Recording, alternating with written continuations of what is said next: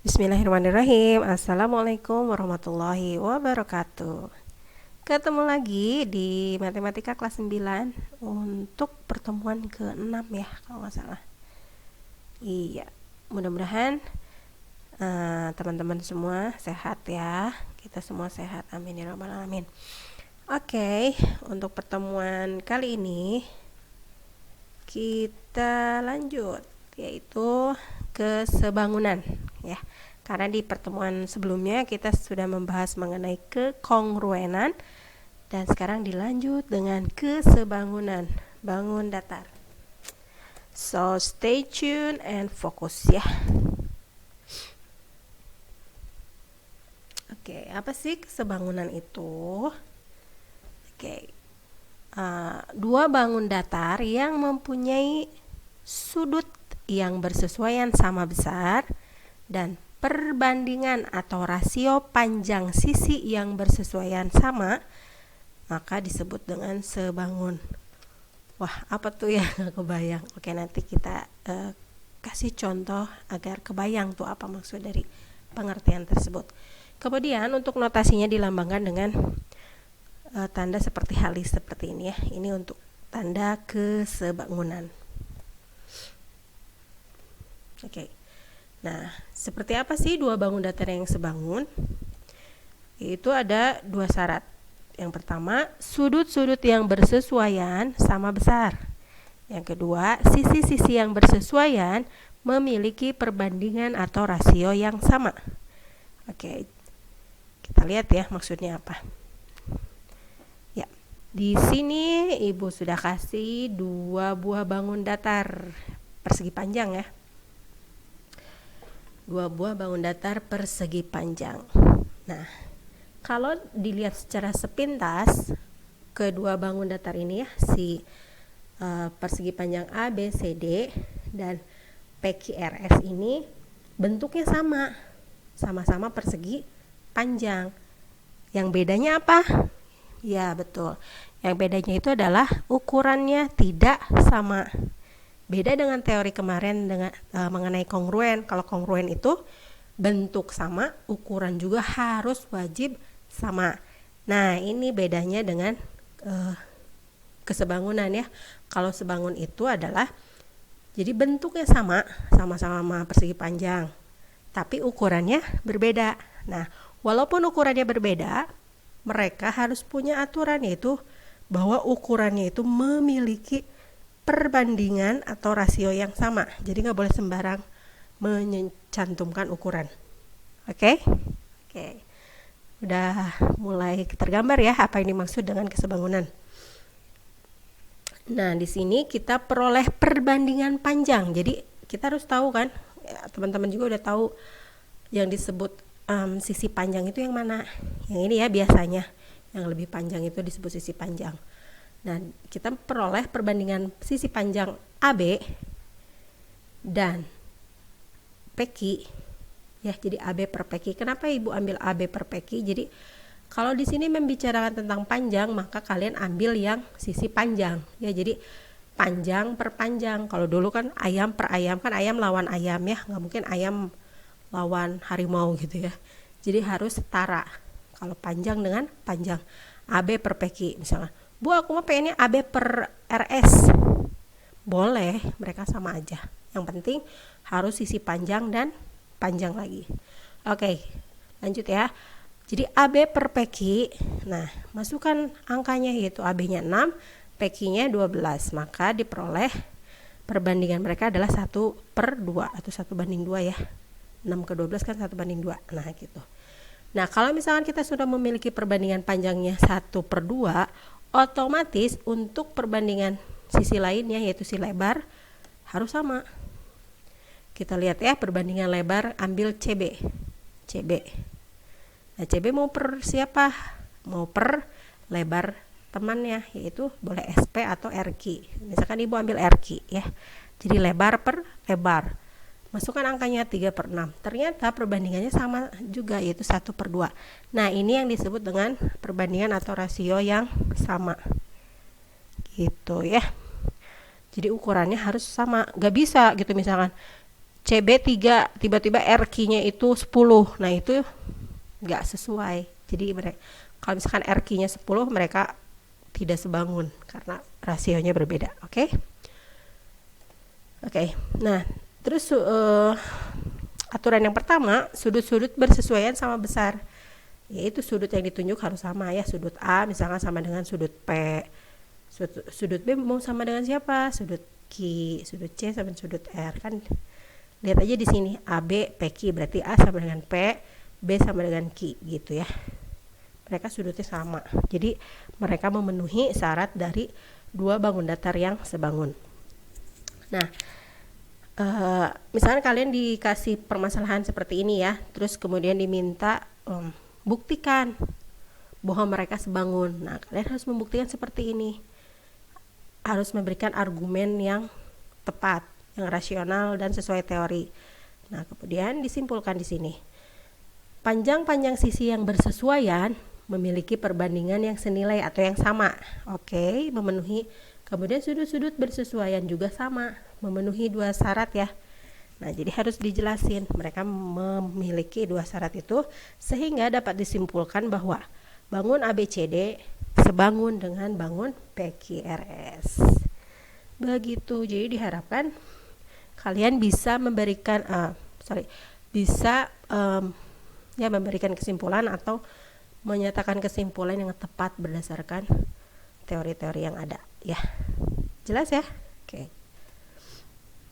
Kemudian seperti biasa, selain bangun datar yang umum yaitu ada yang khusus yaitu segitiga dipisah ya. Nah, selanjutnya itu dua segitiga yang sebangun memiliki 3 syarat.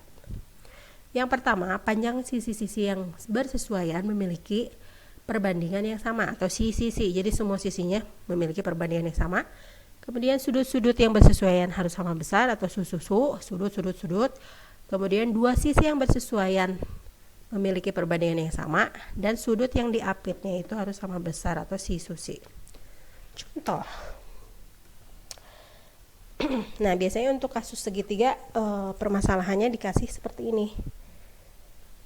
Kalian diberikan ilusi gambar ya sedikit.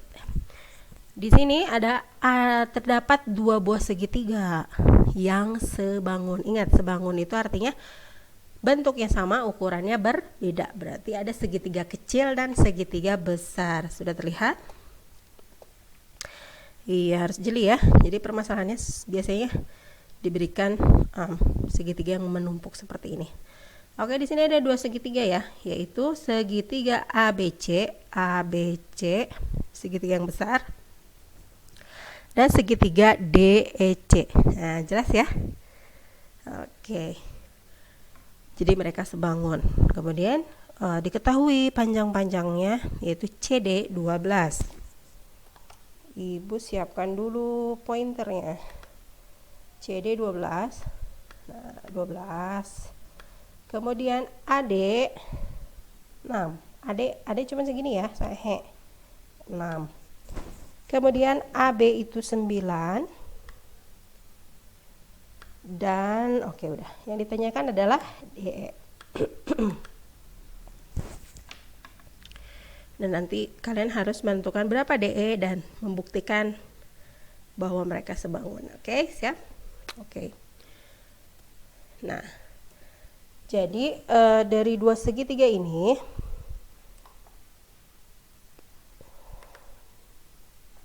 kalian buat perbandingan ya, membuat perbandingan seperti tadi ayam per ayam, bebek per bebek ya. Nah, sekarang dimulai dari CD. Nah, CD ini adalah sisi kiri segitiga kecil ya. Nah, kalau di sini misalkan dimulai dari CD, bebas sih mau dimulai dari mana juga ya. Misalkan dimulai dari CD, berarti sisi kiri. Nah, kalau sisi kiri berarti perbandingannya per apa? Per sisi kiri yang lain. Jadi kalau CD berarti nah ini kan sisi kiri kecil, berarti sisi kiri besar. Siapa sisi kiri besar? Yaitu CA, bukan DA ya, tapi CA. Jelas? Jadi sisi kiri kecil per sisi kiri besar. Jadi kiri per kiri. Nah, Bu, aku mau ngambil kanan, silahkan. Berarti kalau kanan per kanan. Kemudian disama dengankan dengan DE. DE itu apa?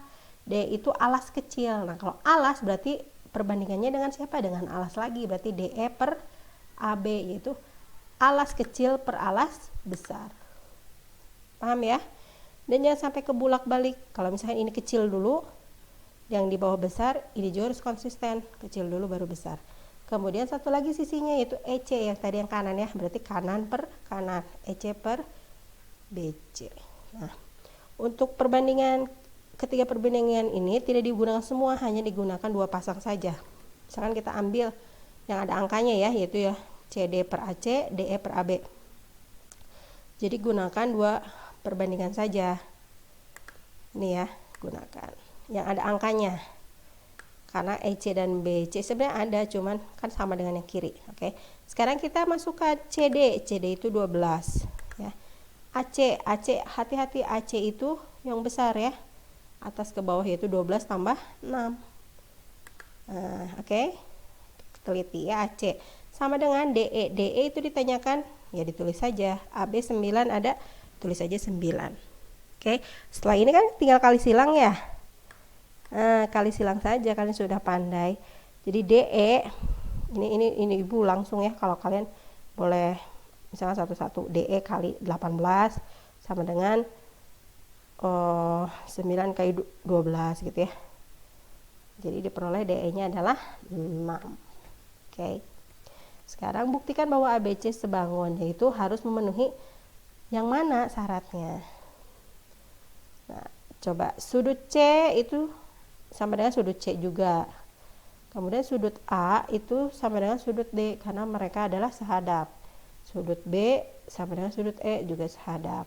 Sehingga memenuhi syarat yang kedua, yaitu sudut bahwa ketiga sudut mereka itu adalah sama.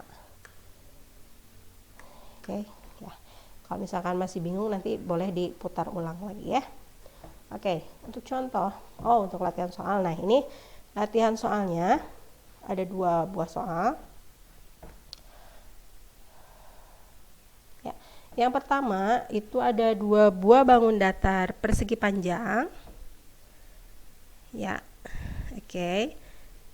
Dan yang satu lagi ada segitiga yang sebangun, oke. Oke, yang pertama tentukan nilai X dan yang kedua tentukan panjang DB. Ingat ya, pakai teori yang sebelumnya sudah dijelaskan.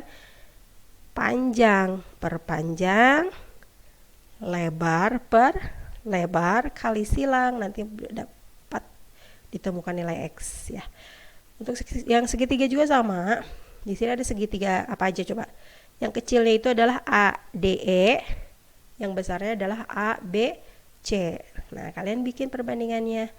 Kiri kecil per kiri besar sama dengan alas kecil per alas besar. Kemudian kali silang dan nanti akan diperoleh sisi panjang. Nanti tinggal diselisihkan aja DB-nya. Oke? Iya. Begitu saja untuk materi pertemuan kali ini ya. Kita coba bahas di Zoom dan mencoba latihan soal ini bersama-sama. Insya Allah kalian bisa menyelesaikannya dengan sangat baik. Dan untuk pertemuan berikutnya nanti kita membahas soal permasalahan lainnya seperti ini dan nanti ada permasalahan lainnya ya. Oke, terima kasih atas perhatian dan semangatnya hari ini. Semoga dimudahkan belajarnya, sehat selalu. Sampai jumpa di pertemuan berikutnya insyaallah. Terima kasih. Assalamualaikum warahmatullahi wabarakatuh.